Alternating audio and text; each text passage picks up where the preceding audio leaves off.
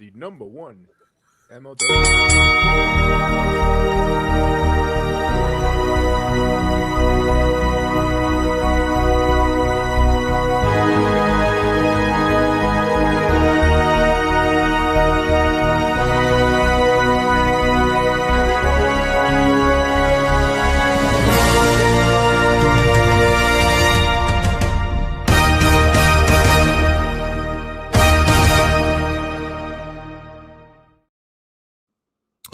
Ladies and gentlemen, we're back on the MLW Files. It's me. It's Mr. Thomas, not to be confused with that AI-generated photo that makes me look like a John Bones Jones.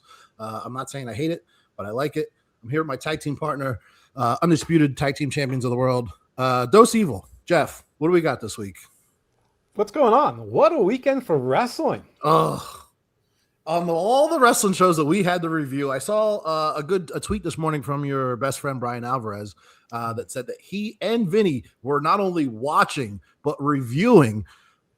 Let's go through the shows. It was, I guess, the NXT show, which I watched a little bit of, the AEW show, which would have been All In. There was a AAA show, and I feel like, was that the trifecta, or was there another show yesterday that No, that was the trifecta. That was it as far as all three of those shows, reviewing those shows. Then he was going to go review them with Dave.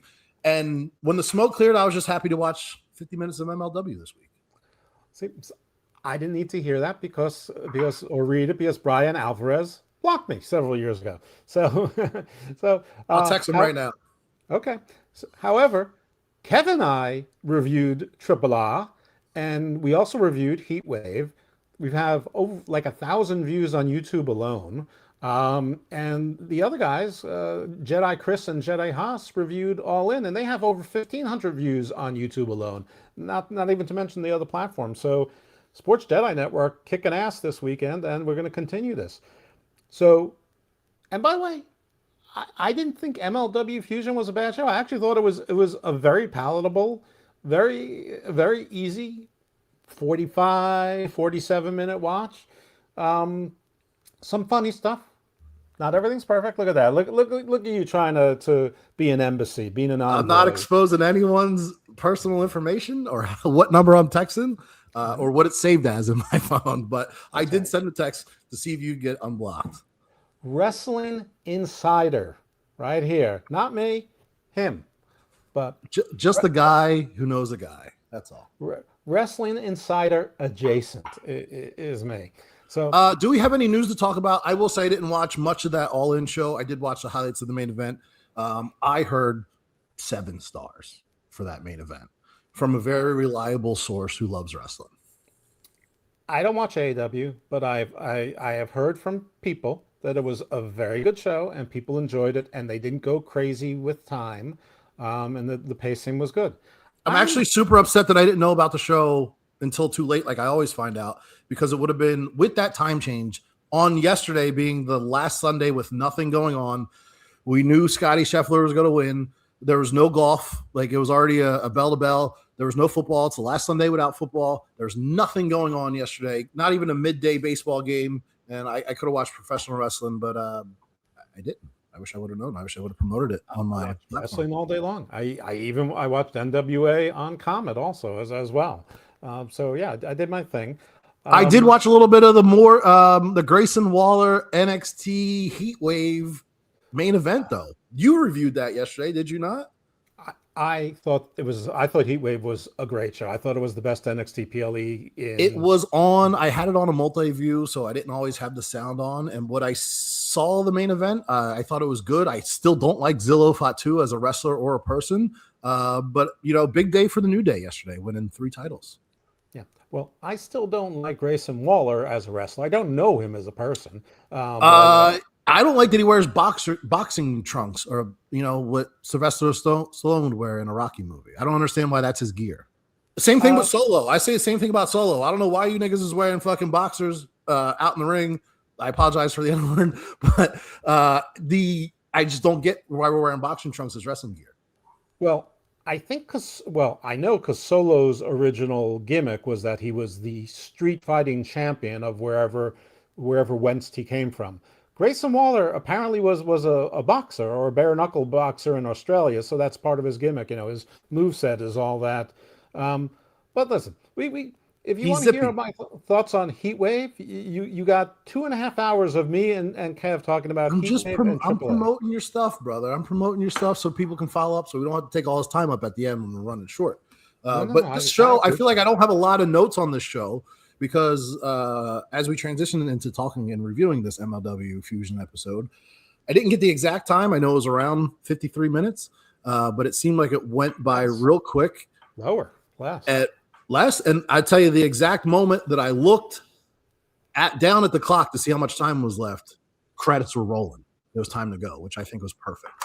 Yeah, my screen just went to black. There were no credits on. Well, it was my attention span was dwindling away after the match as I typed my favorite word, fuckery, as the last word of my MLW Fusion notes. I knew what was going on from there, and then I was just kind of waiting for it to wrap up. But of course. So MLW starts with Matt Riddle coming into the building. We're still in Chattanooga, and a reporter catches him on a candid. And it's ironic because we were talking about, the great white rappers in the world of pre-production. And I pointed out, in my own jokey way, because I'm, the whitest man alive, that the only 3 rappers I know are Vanilla Ice, Eminem, and Macklemore. And Riddle was popping collars like Macklemore. Where in my grandmother's couch? he had a fit on. He had it on. I don't know what it was, but he's outside and but this, if you've hung out with Matt Riddle in real life, this is exactly what he wears to and from the show. So I don't doubt that he was walking in the door and cut this promo on the fly. The one thing I want to mention about this segment is whatever was in the foyer was blurred out, which at least we know we have the technology to do it on MLW post-production. So whatever was in the background at the Charleston or in the Chattanooga Center needed not to show up on MLW Fusion. So now my brain's out there. I'm glad you mentioned that because there is a segment which I'm really hopeful that they actually cut in afterwards and it's a post-production. And since they have that capability, I don't have a lot of criticisms about this show. And the ones I do are pretty minor. But one of them would have involved or could have involved that. But so Riddle comes in. There was no, well, I'll say this, it's back-to-back weeks in a row, and I'll have to start taking notes. Production, we have to start getting an Excel spreadsheet of a wait and see, because I do like the wait and see, and I do like to follow up on shit. I don't just want to be a hot take, news analyst over here and say, brother, when he wins the world title 6 months from now, catch me later. We should keep track of shit. But this is definitely 2 Fusion episodes in a row where the wrestling was fantastic, and also not embarrassing. Not embarrassing to watch wrestling. If someone else walked into this room, your significant other, your mother, your cleaning lady, and looked at the TV, and she wouldn't think you were a fucking weirdo. So shout out to pro wrestling for not being creepy all the time. Well, maybe your mother, but my mother, maybe not so much. Every time I walked in the room, brawl and panties match. Every time she walked in the room, like dumpster match, weapons match, dude just freshly bleeding. Every time she walked into the living room, it's something you be like a big show in a diaper. And she looks over, you're still watching this shit? I'm like, no, you don't understand. Like the main event was so good. That's all. That's right. The main event of Sable with blue handprints painted on her boobs. I mean, still memorable after all these years. Anyway, Riddle is asked about Bishop Dyer, and he's like, I don't know about that guy's athletic background. He's just a little bit tall, but he doesn't even wrestle anymore. He likes to cook and drink coffee. Bro, I'm not worried. I'm going to kick his ass. Oh, is that your Baron Corbin coffee cup? This is my Mystico coffee cup, actually. Shout out to Mystico. This is not an MLW official. I got this outside of Arena Mexico. Oh, so it's completely what is Spanish for fake? I don't know. For janky. For counterfeit. It's good. It's etched. This is high quality. This is not the first wrestle mug I've got from them. This is high quality, etched and painted. These Mexicans take this shit serious. Say it again, production. Production? Oh, I thought I heard it. He muted himself. Becca. But hey, see, no brata. No brata. This was not cheap. This is real shit. Okay. Muy pago. 17,000 pesos, $1.50 American. So, anyway. Corbin's just tall, according to Matt Riddle. He's pretty good he's okay at wrestling. He just happens to be tall. I love that insult. Just a little tall. Just a little tall. A little bit tall. I mean, which is crazy because all three of these brothers are the biggest brothers we have. So that's right. All three of these brothers, my white brothers, good brothers. That's right. The good brothers are entirely different, though. Some of them are pretty tall too. They're tall too.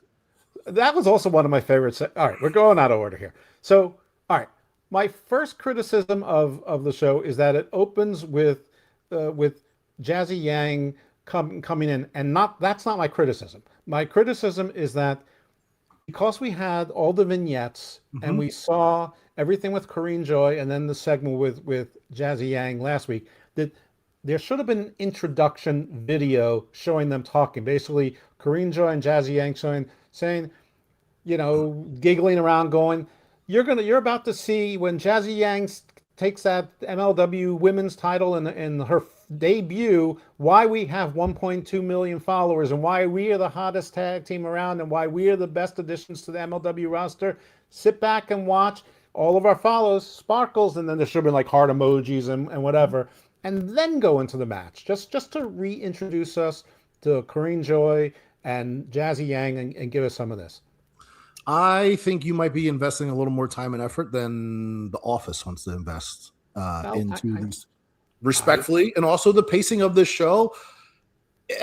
I'd rather have the Riddle match. I'd rather have the Riddle promo open the show and lead into building the main event, as opposed to giving that same 30 to 60 seconds away for two new girls. Respectfully, I do like those girls, and I think they need a name like Gen Z and me, or Gen Z annoying, whatever, TikTok, Tic Tac, something. They'll figure it out. But yeah. Well, I was actually shocked to see both of them come out together when Jazzy was introduced, because I wasn't sure if that interaction last week was just a fluke, a one time they were hanging out, or if they were going to, elaborate on that. Yeah, no, they're a team. I'm not suggesting an either or. I like the open with Riddle as well, but you can have both. And this show is about 47 minutes long. They can go the full hour. It's YouTube, so another 25 seconds. This was a segment heavy commercial preview for more shit to come, and we'll talk about all that in between these segments. So they were already cramming 2-3 segments and a promo on top of a Don Gatto along the line. So like, as much as we bitch that the wrestling's good, we would easily bitch if there was 10 segments in this 3 wrestling match show. I would, at least, especially when one of them. I'm just asking for one more. But anyway, I have never seen Jazzy Yang wrestle before. She's good. She's good. Second generation. Yes, indeed. Though that's not a guarantee for goodness. It does give you a leg up, but it does get you booked, brother.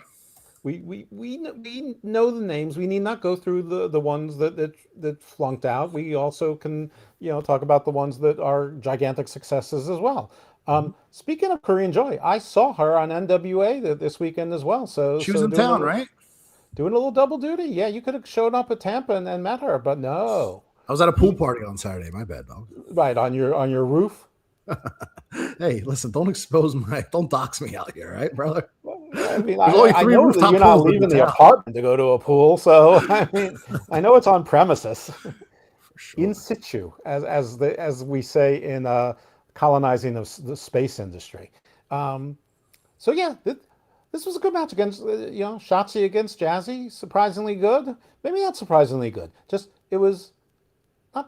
I mean, because I'd never seen her wrestle before, I was impressed with how good it was. I love Shotzi, so this was great. I enjoyed the Corrine Joy was streaming the entire time, and commentary kept making note of it. And at some point, I did. I needed them to remind me that she was streaming, because as an old man, I look at it and why is she constantly just recording this match on a handheld when we have professionals here? But I forget that Twitch and if she's actually streaming on TikTok, or that's even better. If we could find that footage for next week, that'd be awesome. Because I'd like to go back and visit that. But no, I like Jazzy. She is still new. I know less than 100 matches. She is trained by her father, most likely, or wherever she trained. But she's good. She kept her pace. She got her shit in. I feel like she sold very well. This match was, I think the words you were looking for, as we say behind the curtain, brother, better than it should have been. Yeah. Not expecting much. I thought it would have been more of, I thought we were doing double squash matches, kind of. But shout out to the girls for putting on a competitive match and kind of building what seems to be a very elaborate and deep women's roster. More on that. Yeah. And her style isn't terribly different than Shotzi's. I mean, there are distinctions, of course. So this was good. And my note was, remember, Lady Frost was unhappy. Will she make her presence known? Because that's something that I want to nitpick if she didn't. And she did. She did. And shout out to her, because just as I was thinking, I didn't understand why Shotzi was so, let's take a selfie, girly girl, let's be buddy bud, even though I saw you fucking off last week at work, called you out, brought you out here in front of your peers, stomped the mud hole in you. Now we're going to take a selfie, but that might just be what happens in the girls' locker room. I can't relate.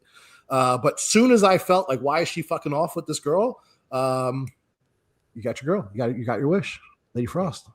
Now, Jazzy got a little bit of a bloody nose early in the match, but it didn't. I don't think it was a broken nose. I just think it was a little bit of bloody nose. It didn't seem like a bloodbath. My only note on that is clearly it happened on accident. I wish she would have sold that to the camera more, and I wish the camera would have had focus on it more. But obviously, you don't want to show off a bloody nose if you weren't really looking to get a bloody nose.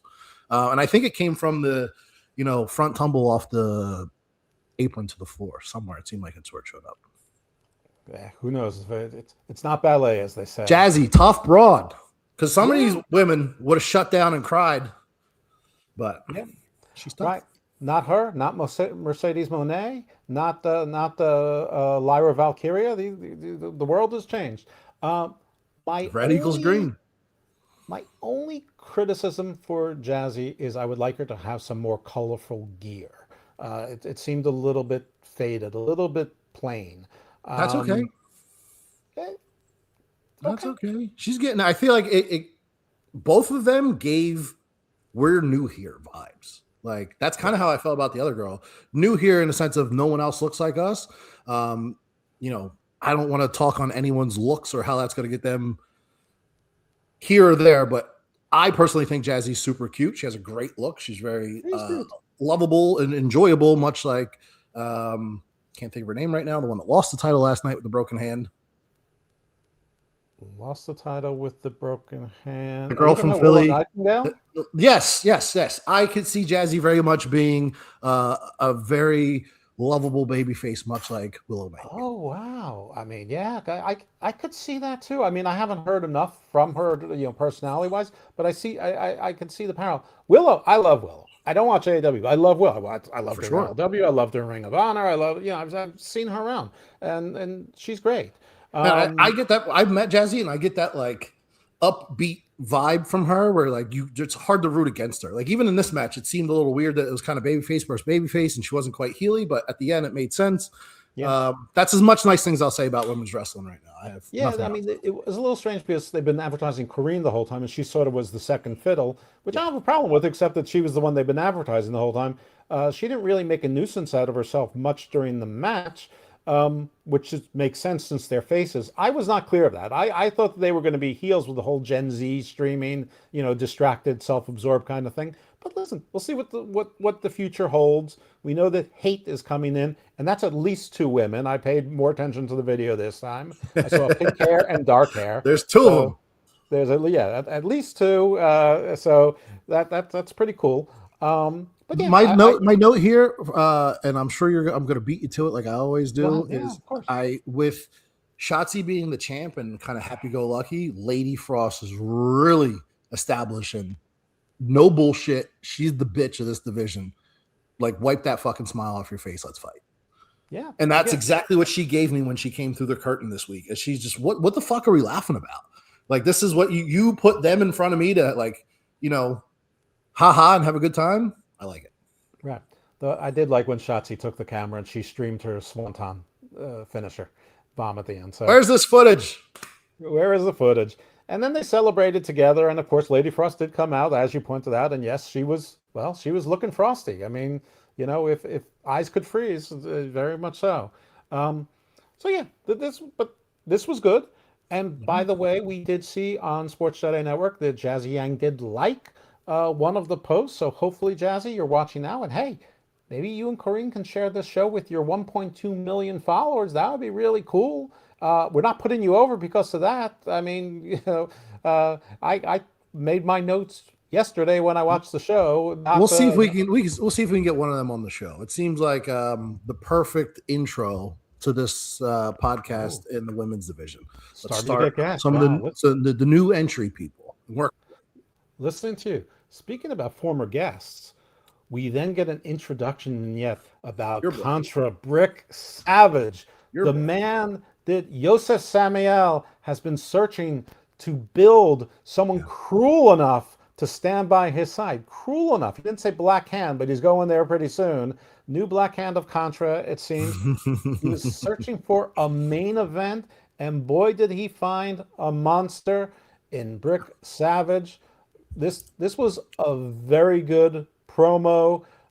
Joseph Samuel speaking like he always does, and Brick Savage at the end was one of the better Hal Contras that I've heard from a new guy saying it. Sounded very natural. He believes in it. He believes this shit. I love it. Yeah, he's huge. Love it. Look great. These two together are a perfect combo. All right. Then we got another quick vignette, and apparently Diamond Mine is coming to MLW. Stokely Hathaway and Roderick Strong and Ivy Nile. The Creed was that the perception you got? Diamonds are forever. Diamonds are etched in stone. What did the word say? What else could it be? Was it Ric Flair?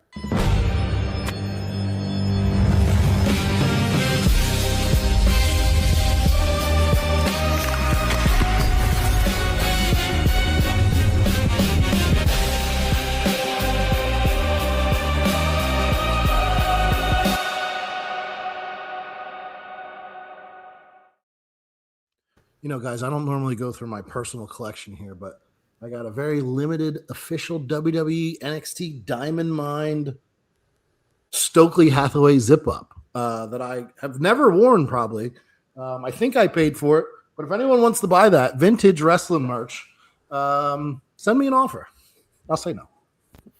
I don't know. What size is it? 2X, brother. Zip right up. Okay, well, yeah, I might be interested. Look at me. I support black wrestling. This is the original Shane Taylor Promotions, not the one that always loses to the Costco guys. Hey, someone's got to do it. Hey, listen. Did I ever tell you a story that I ran into O'Shea Edwards at an indie show that he wasn't working at? He now has the pencil for that thing, and I was actually wearing this shirt at the time, so he gave me a hug. Shout out to our boy. Yeah. Also guest of the show. How did you feel about... Where were we here? Good Brothers? No, we were on. Tessa. You correct me on Diamond Mine. It's Tessa. Tessa's coming. It's Tessa Blanchard. Well, that's awesome. As I hinted in our previous segment, in a very oversaturated women's division, which went from having no women's division to we have 2 new girls that came last week, 2 new girls that are coming, a preview for somebody else, and a lot of releases coming soon. So we'll see what happens. We're up to what? 7 girls in this division. There was five girls in the last match. 2 new ones coming. Well, 4. We got Zamaya, we got Scarlett, we got Shotzi, we got Corrine and Jazzy. We've got Hate coming. Tessa, it sounds like. That's 8. That's a tournament. That's a full-blown tournament. Yeah. Okay. My only concern, if it's not strictly tag focused because Hate's coming, are we going to have television time for 2 women's matches? Well, that's my question for you. A, are they going to have 2 questions, twofold. 1, do you think they'll have women's tag team titles? B, do you think that they are working towards a TV contract where maybe they'll have a longer show? It seemed like 2 hours is coming, or more television is coming, because it seems like it's actually hard to tell because we have 3 shows that were filmed in June that haven't aired yet. So MLW, we as a television production pal are stocked up on footage. So I'm just not sure where it's going. Maybe there might be. We know you're still a company man at heart. It's okay. Listen, check's clear, brother. Check's clear. All right. We like that. I have loyalty, man. It's fine. At your own pace. Company paid for everything that's around you right now. At your own pace, my friend. At your own pace. Thank you. So.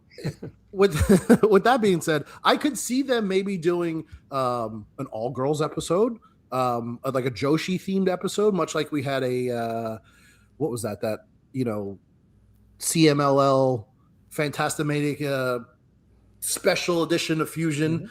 You could do something like that with, it only takes 2 or 3 girls matches. And especially now, if you have 2 Japanese girls that can go 15, 20 minutes with any 2 other girls on the roster, a women's title match and a fatal 3-way or 4-way for a number 1 contender, you can fill 50 minutes of TV with good wrestling, I think, because they have enough good workers to get through the match. MLW Fission, MLW Quantum, MLW. I'm just talking one time. That granted, all these girls probably won't be booked on the same exact show, but we'll see how those June dates look. Yeah, I don't know how the timing works for this, and none of us do, because as you noted, they take a rather long break. But if they did a live show that was a mostly women's show, they could put live content on, and sure. Why not? I mean, I think we also might be building towards a payoff, one-off pay-per-view at the end of the year, or maybe early next year. That's pure speculation. I have no inside, but if it was up to me, I would do that. Maybe as a proof of concept going into the new year. If your contract's not already signed, that you can prove that you can do 2 hours of live production on the fly, or 90 minutes, or at least a live episode. Listen, I can dig it. Also, I mean, you sort of have to catch up with the times. Wrestling fans are now demanding more women's wrestling, and so they get it. Well, they get one match a week. 1 out of 3 is not bad, I think, in this day and age. But let's move on. Well, if you're a 1-hour show or a 45-minute show, sure, of course, I agree. Okay, so Good the Brothers. next segment is the Good Brothers leaving, and the Gallows Kid is Pain is carrying exactly. So. Yes. I am so hopeful that they filmed this and spliced it in afterwards. This was shot back in what, April or May? 100%. I really hope that they filmed this 10 days and spliced it in after the whole Avery Styles thing. I hope that they did that. It's just something that never leaves. It's something that never leaves. But I think, I don't know. It could have been. They could have filmed this at home on Friday. You'd never know. But it's so ironic. Those are his running buddies for like the last 900 years. Yeah. Yes, that's the joke. Yes, it makes perfect sense. What an amazing synchronicity if that's the case. Oh my goodness. I mean, all the boys know what it is. They all know what it is. I don't know if I prefer that this was done before and the truth just happened, or if they actually took the time to shoot this other thing and then put it in post-production before it dropped. I mean, it's possible to do such a thing. Either way, it's fantastic. They're both W's in my mind. It was a good segment promoting them. Not going to be on TV for the next couple weeks because they said they're going to Japan with the new tag belts. And it kind of pokes fun at the kid. Carry my bags and earn your keep. That's right. And he was lugging everything around like he was Gunga Din. So he was trying. I know those boxes were empty, but he was trying. Yeah, okay. And then we got the Glasgow boys on top. Yeah, another promo. And they're talking about how tag team action is hot. Then they proceeded to name 2 tag teams and themselves. So okay, Scott. The tag team's hot because the belts are moving. The belts are on the move. That's right. Okay, so they're hot like that. They're not stolen. Okay. No, I mean, make something up. Like bring in like a Galleon de Fantasma or whatever, or like sure. Just say some shit. Nobody's gonna know. Joe Coffey did make it quite clear that he was coming for a singles title. Obviously, I think that would be the Southern title. I guess he doesn't seem much like a middleweight. Is he from South Scotland? He's from Glasgow, I guess. I don't know. They did the Edinburgh, Scotland is where the Heatwave show came from. Oh, that was Edinburgh, Texas. My mistake. My bad. All right, your favorite guy. Terry Flip Sequoia. Yeah. Coming in there, standing tall. Not for long. And who's he facing? Brick Savage, Big Brick Savage. I have no notes on this. I have it as Flip Hyundai Sequoia dies versus Brick Savage right here. Is my only note for this match. He tried. He showed up. My notes are murder, tossed him around, spear. Add Brick Savage to the list of people who do a spear better than Jey Uso. Don't get too excited. That list includes Nikki Bella. Flip Sequoia inside out at least twice. That's right. And then he did like almost like a suplex, and he pivoted Flip Sequoia into like a front like body plant. Like it was fantastic. This this poor Flip Sequoia, between him and Chris Carter on Heatwave getting killed by El Carnicero, like all of like young Jeff liking to see big guys kill little guys. Like I had gotten all my, voyeuristic, sadism taken care of through those two matches alone. This was enormous. I did notice your girl from Evolve, who's out there with the little varsity boys, does the old Brick Savage finish. So one of his moves, like he didn't even use that, DVD into it, whatever the hell it lands into. I don't even know how these people do this move, but yeah, that finish he did is not his normal finish. He has more cooler shit. Didn't even one arm powerbomb the guy. So he threw him across the ring inside out. No, he twisted him around, and I didn't watch it back because I didn't want to have to learn how to do this move, but it was very impressive. It was almost like if for the listeners out there, they were almost like facing his back, like a belly to back, and kind of gave him a reverse body slam suplex, but somehow turned him inside out and spun him around a full 360 in the air at the same time, while putting his feet where they were on the ground, now behind Rick Savage and like facing the opposite direction. It's insane. Well, I pity the fools who aren't watching MLW Fusion, but you're watching this. Thank you for that. If this was a cartoon and it would be itchy and scratchy, this would be when Rick Savage threw him, he would still have the skeleton in his hand while the empty meat puppet sack would have fallen out and all of the innards would have splattered all over the floor. It was awesome. Definitely. It was awesome. He needed medical attention. The EMS comes in. He's trying to stop him. Rick Savage is stalking him. The EMS guy puts his hand on Rick Savage. And then, it's going to be on. So Joseph Samuel comes in to play Peacemaker. Peacemaker with a fireball? It's a swerve. What the fuck? He throws fire. So the EMS guy needs emergency medical attention too. He burned this man and was not arrested. We don't know. He might have been. Listen, are you going to arrest him with Rick Savage there? And besides, they got Quan and Kushida, and Okamura's taking the fall. Okamura's doing the time. Fall guy. He would bail out with no priors. No, these days they would have deported him to Esquatina. What are you talking about? They were in Tennessee. Oh, Asian in Tennessee. I don't know. I'm sorry, no politics on this show.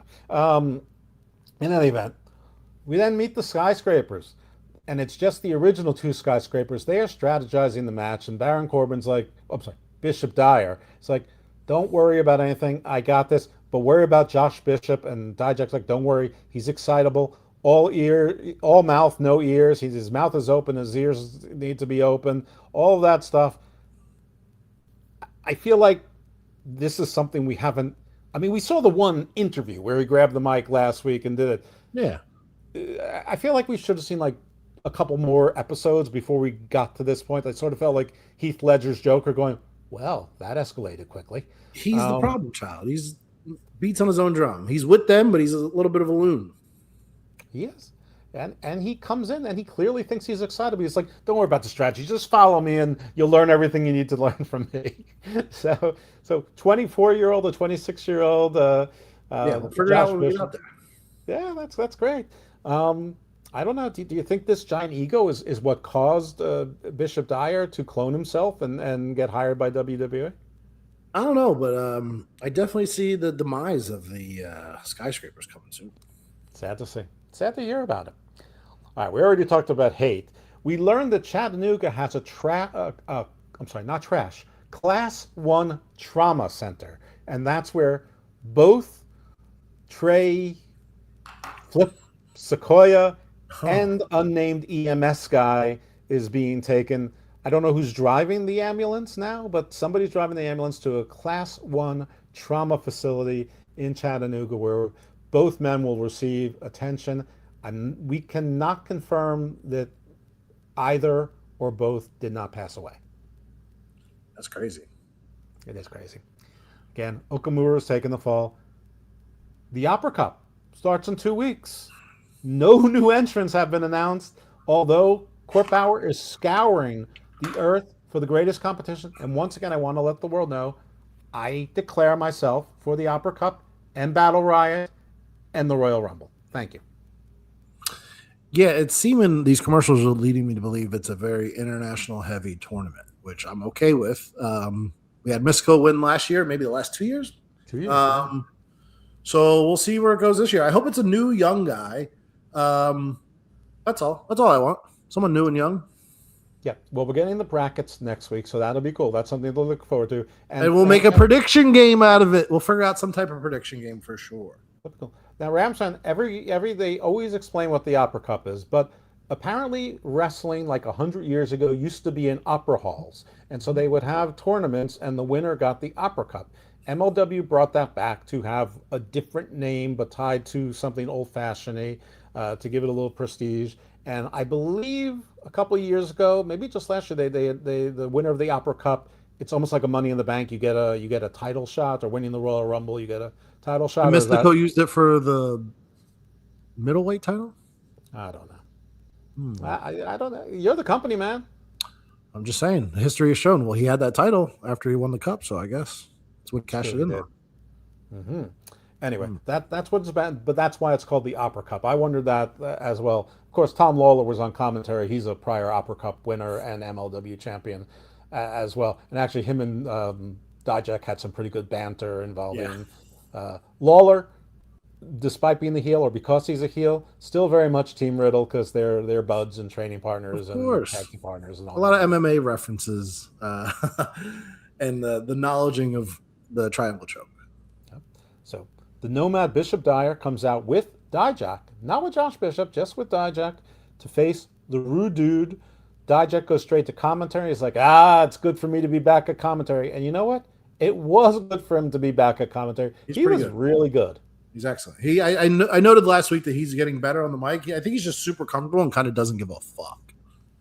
Yeah, I think you're right. I think he's really enjoying doing the indies, doing MLW, just doing his thing, being what. Yeah, wrestling is fun when it's not a job. Sometimes when it's not your livelihood, and every decision that you make determines the future of your children. It's probably a little more easier to go and be in a more relaxed atmosphere and enjoy it and make it your own and make your own magic and dictate your own way. Yeah. Far more enjoyable. Sometimes even with less money. And you can curse a little bit too. So it's fun. This was good. He called Riddle a dumbass and a stoner, but yes, he is a world-class fighter. Facts. This is all true story. There you go. He mentioned that Josh Bishop is headstrong, but with a lot of tenacity. He needs to keep his mouth shut and his ears open. He mentioned that again, so that's obviously a line we're going to hear a whole bunch. And Dijak spent a lot of this match taunting Lawler, which, heel on heel, oral violence anyway. Good match. Matt Riddle hit a twisting broton. I don't know that I've ever seen the twisting broton before. Try new shit, brother. Is it called twisting, or is it a twisted broton? Because that would work with Riddle as well. Either way. Either way is right. Listen, I enjoyed this match. I thought it was a pretty good match. The cutter, obviously it's RKO out of nowhere. It was out of nowhere. It was a bit abrupt for me, but obviously they were running up on. No, I think it led in. The finish was good. I like this match. Hot start, a lot of heat. Easy, good wrestling. Both these guys, I feel like we've seen this match on SmackDown before, but I really like Dijak on commentary. Yeah, missed the moonsault into the reversal at the end of days, which led to the bro cutter or the RK bro or whatever they called it. I thought the finish was very good. Abrupt is good out of nowhere. He's a big guy. That was good. It just felt like a little bit abrupt, but that's what out of nowhere is supposed to be, I suppose. So maybe I'm just missing the point. You think they're building the cutter for the future? This sort of felt like a goodbye match, though, for Bishop Dyer. Now, I think we're going to see him again, but this felt like a goodbye match, doing the honors. Yeah. I think we'll see some probably weeks of vignettes at this point. At this point, we will see at least 4 vignettes to get to wherever they need to go to get him off television. Well, listen, losing to Riddle was not part of the plan. Bishop Dyer was gonna go after that World Heavyweight Championship, and the Skyscrapers were gonna go after the World Tag Team Champions. Now, any one of them could get the World Championship, of course, but this was supposed to be Bishop Dyer's chance. So Dijak runs in there and delivers the beatdown to Riddle, but Cross comes in for the rescue. and Josh Bishop, and he puts a diamond cutter on on Dijak, but Josh Bishop comes out all of a sudden. He's around, and he comes out and beats up Karrion Kross. He delivers a power bomb and then pulls off his shirt like a Hulk Hogan style, and he's all excited as well. And then they proceed to leave, but Kross is like, "Oh no, no, no!" He calls out Josh Bishop and he goes, "I see where this is going. You're going to get a title shot because we're going to reward bad behavior in Tennessee, but it's going to be no holds barred." So this too escalated quickly. Interesting when a face gives stipulations that don't help the face, but all right, I can dig it. Kross is a fighting champion. He's going to need weapons to even the odds. He's got Scarlett. She can even the odds. Just he can counter the Joker escalated quickly by her dressing like Harley Quinn. No problem. This is true. Yeah. So that was the show. Listen, it ended there. Mine faded to black. You apparently saw some credits. YouTube is weird. I think I just looked down and it was just like going off the air type thing. All right, brother. Well, listen, this was. I actually, when I saw the clip of Kross challenging Baby Sid next week, I thought he said barbed wire match at first. When I saw that clip on X, but I'm glad it's just a regular no hold bars match. So they'll be fine. Not that they need that. I mean, I feel like every Josh Bishop match is no hold bars for some reason. May I ask you a question? What holds are barred under MLW rules? Well, kick to the nuts, a lot of choking, joint manipulation, blatant chokes, eye gouging, extremity shit, Is a pile driver a disallowed move in MLW? No, you break a motherfucker's neck. Yeah, I mean, I feel like I've seen Matthew Justice do just about every move there is.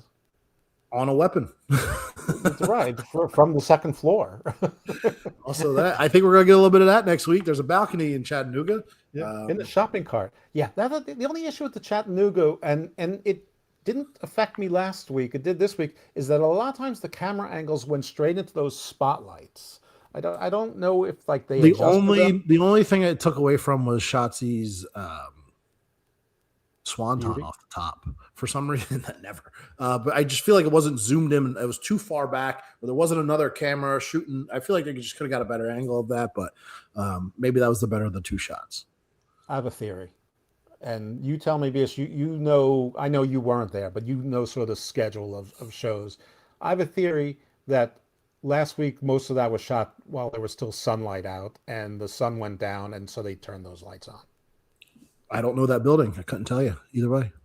Okay, interesting. Okay, all right. Well, we know that we have at least one more week in Chattanooga, because we know that Kross versus Bishop is clear. Josh Bishop is going to be the main event next week, and then I suspect that after that we will move forward in time, probably to New York, maybe a combination of New York and Philadelphia. I'm not sure if there was a show in between those. No, it was New York and then two shows in Philly. So I feel like New York, we're going to get there pretty quick, and then Philly will probably be a little more drawn out. Were you there for both days or just one? You always ask me. I was only there for one day in Philly because you were no longer with the company, so there's no way I was staying 2 days. I would have stayed 2 days if you were still there. I didn't go for one. Well, I know, but I didn't know at the time when I committed and met other people. Same, there. Me either. You know who won by that? Not just you, by not having to hang out with me, but Quan, because I would have stalked him. So one night I'm not stalking. 2 nights I'm stalking. Damn right. That's right. That's it. This was a good show. Watch next week's. We'll see what happens. Things are getting interesting. The wrestling's getting better, which is good for wrestling shows. Yeah. You got Damo and Contra. You got 2 monsters, Damo and Savage, 2 monsters in Contra. I don't think we have too much announced for next week yet. I think that other than that Josh Bishop world title match, we'll see what happens.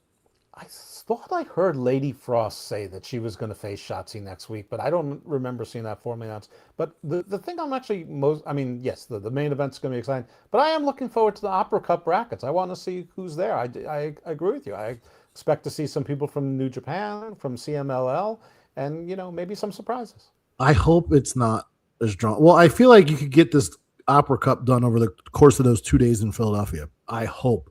I just don't want to see that tournament take till the end of the year. I feel like that would be between now and October would take, not October, but now and the end of October seems drawn out. And, I think we can do it in 2-3 weeks, over the course of 3 weeks or a full month leading to what?